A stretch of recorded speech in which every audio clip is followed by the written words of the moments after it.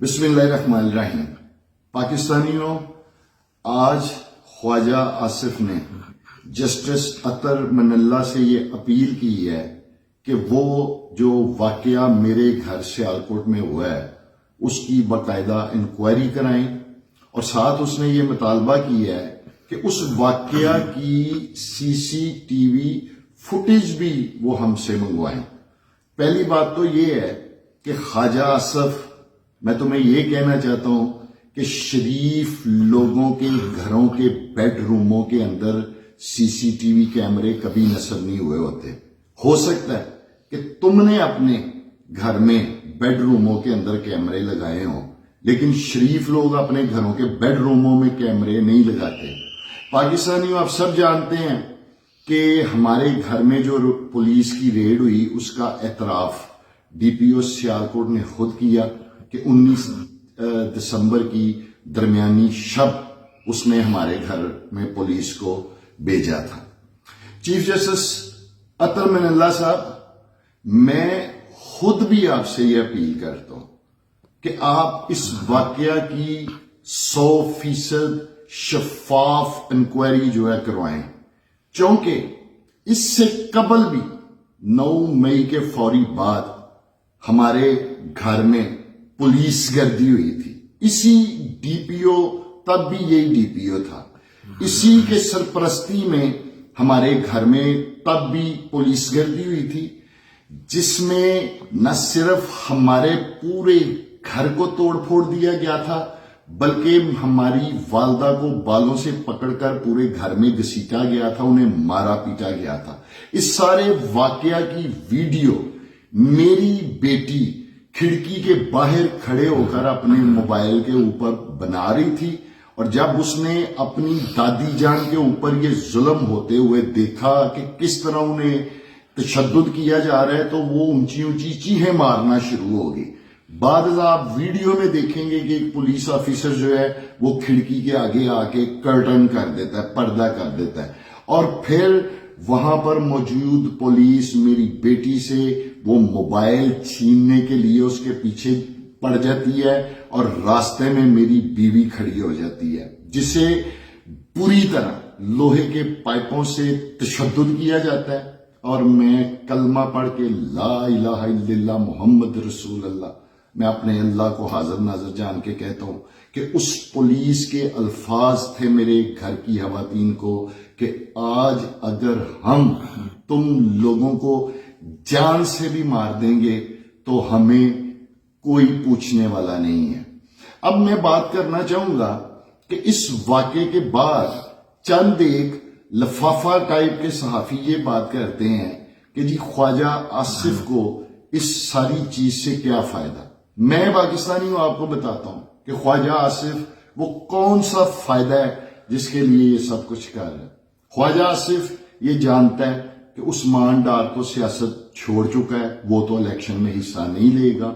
उमर डार जो है वो रूपोश है, और अब इनकी वालदा ने ऐलान किया हुआ है वो ये चाहता था कि किसी तरीके पुलिस को भेजकर ये ट्रेलर चलाया जाए, इनकी बूढ़ी वालदा है उनको डराया जाएगा, उनको धमकाया जाएगा, और हो सकता है कि ये औरत जो है ये इलेक्शन से विड्रा कर जाए, ये डर जाए। लेकिन उन्हें ये नहीं पता था कि मेरी मां जो है वो इस सारे अमल के बाद डरेगी नहीं, झुकेगी नहीं, बल्कि वो मजीद उसके अंदर पुख्तगी आएगी और वो स्टैंड लेगी। मैं पाकिस्तानियों आपको बताना चाहता हूं कि हमारी जो वालदा है वो एक बापर्दा खतून है, उसका ताल्लुक कुरान हदीस और सुन्नत के साथ है। उस रोज जब ये वाकया आया पेश हुआ तो हमारी वालदा ये वाकया सर ढांप कर बयान करना चाहती थी, लेकिन मेरी बेटियां, मेरे बड़े भाई की बेटियां, सारी बच्चियों ने अपनी दादी को मजबूर किया, इसरार किया कि आप जो आपके साथ दादो जुल्म हुआ है, जिस तरह हुआ है, आप ऐसे ही कौम के सामने आए, दिखाएं कौम को कि ये इस घर में आए हैं और आपके साथ किस तरह बदतमीजी करके गए हैं और किस तरह इन्होंने आपके गिरेबान के ऊपर हाथ डाला है। आप मत चादर लेके लोगों को बताएं। और हमारी बच्चियों के इसरार के ऊपर हमारी वालदा को قوم کے سامنے پھر اس طرح ننگے سر آ کے بات کرنی پڑی کہ دیکھیں ظلم کی انتہا کہ یہ ظلم اور جبر کس حد تک پہنچ چکا ہے۔ خواجہ آصف، اب میں تم سے مخاطب ہونا چاہتا ہوں، میں تم سے مخاطب ہوں۔ جانتے ہو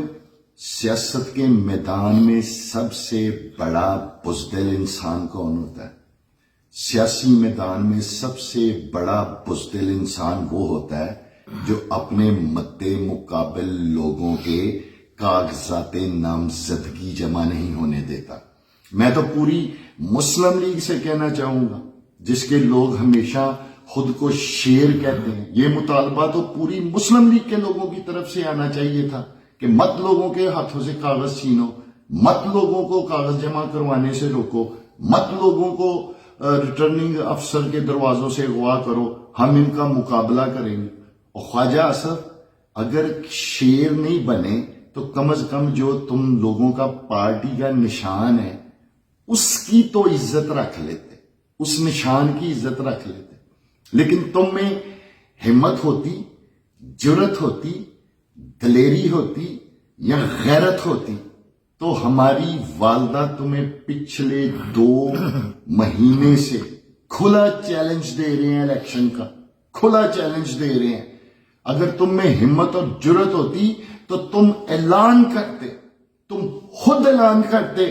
کہ جی ہمارا الیکشن ہوگا اور کوئی ہم دونوں کے الیکشن کے بیچ میں انٹرفیرنس نہیں کرے گا، اور یہ ڈنکے کی چوٹ پر ہم دونوں کا الیکشن ہوگا اور فری اینڈ فیئر الیکشن ہوگا، پھر میں مانتا۔ لیکن تم نے ہر طرح سے کوشش کی، اور تم ابھی بھی کر رہے ہوگے کہ کسی طریقے عمر ڈار اور عثمان ڈار کی والدہ جو ہے وہ میرے راستے سے الیکشن میں ہٹ جائیں، کیونکہ تم سمجھتے ہو کہ تمہارا الیکشن آسان ہو جائے گا، تمہارا راستہ صاف ہو جائے گا۔ کاغذات نامزدگی کے دن پاکستانیوں، سینکڑوں کی تعداد میں پولیس نے ہمارے گھر کو چاروں طرف سے گھیرا ہوا تھا، پورے علاقے کو کارڈن آف کر دیا گیا ہوا تھا، پورے علاقے کو، نہ صرف ہمارے گھر کو نہیں، پورے علاقے کو کارڈن آف کر دیا گیا ہوا تھا، بیریئرز لگا دیے گئے ہوئے تھے، نہ کوئی گھر سے جا سکتا تھا نہ کوئی گھر کے اندر آ سکتا تھا۔ یہ تو اس دن مور ثبت ہوئی کہ پولیس گردی کیوں میرے گھر میں اس دن کروائی گئی۔ ایک ہی مقصد تھا کہ بس کسی نہ کسی طریقے اس خاتون کو، اس عورت کو ڈرایا جائے اور اس کو الیکشن سے باہر رکھا جائے۔ میں پاکستانیوں آپ سے کہنا چاہتا ہوں، ہماری والدہ وہ کوئی سیاسی خاتون نہیں ہے، سیاست سے ان کی کوئی دلچسپی نہیں ہے، لیکن آج اگر ہماری والدہ اٹھ کھڑی ہوئی ہیں تو یہ اس ظلم، اس جبر کے خلاف اٹھ کھڑی ہوئی ہیں جو پچھلے 8 مہینے سے یہ خواجہ آصف اس پنجاب پولیس کے ذریعے ہم لوگوں کے اوپر ڈھا رہا ہے۔ وہ ظلم، وہ جبر ہی آج ہماری ماں کی ہمت اور طاقت بن چکا ہے، اور وہ ہماری والدہ جن کا سیاست سے کوئی تعلق نہیں، وہ اس وقت ڈٹی ہوئی ہیں کہ میں اس شخص کا مقابلہ کروں گی انتخابات میں۔ اور دوسرا، خواجہ آصف، ہم جن نامساعد حالات میں اس وقت ہماری جماعت جس سے ہمارا تعلق ہے وہ گزر رہی ہے، پاکستان کی تاریخ میں، سیاسی تاریخ میں آج تک کسی بھی سیاسی جماعت کو ان مشکلات کا سامنا نہیں ہے، اور تمہارا تعلق تو لاڈلوں سے ہے، اور تم اپنے لاڈلے کے بھی سب سے زیادہ لاڈلے ہو، اور پھر بھی ڈر رہے ہو، پھر بھی بھاگ رہے ہو، پھر بھی سازشیں کر رہے ہو۔ ہمت پیدا کرو، جرت پیدا کرو، الیکشن میں مقابلہ کرنے کی۔ ایک بوڑھی خاتون ہے جسے تم چاہتے ہو کہ وہ جس سے تم بھاگ رہے ہو۔ اور میں پاکستانیوں آج